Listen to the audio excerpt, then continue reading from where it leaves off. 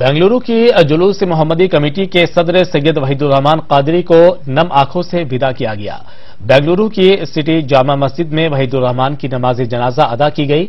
नमाज जनाजा में हजारों की तादाद में लोगों ने शिरकत की। मैसूर रोड के कब्रिस्तान में तदफीन अमल में आई। इस मौके पर बेंगलुरु के अहम उलमा इकराम, मुख्तलिफ सुन्नी तंजीमों के नुमाइंदगान, सियासतदान, समाजी कारकुनान और दीगर अफराद मौजूद रहे।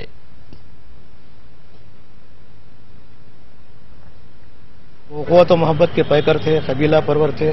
वो फर्द वाहिद नहीं थे बल्कि एक तंजीम थे, एक तहरीक थे, एक जमीयत थे वो।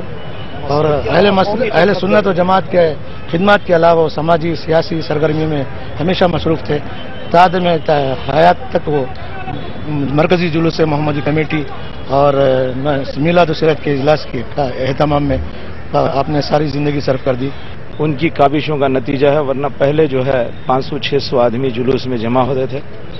इन्होंने तकरीबन 2-4 साल ऐसी लगातार मेहनत की, तब जाके आज सारे शहर के बच्चा बच्चा गली गली से मीलाद की एक पहचान बन गई और हर जगह से जुलूस मोहम्मदी का एहतमाम होता है। एक ऐसी शख्सियत जो नौजवानों और बुजुर्गों के बीच एक लिंक कायम करके मिलाद की महफिल मुनक़िद करने में जो रोल उन्होंने अदा किया है, वो रोल शायद एक बहुत बड़े ज़माने तक दूसरा कोई आदमी नहीं कर सकेगा।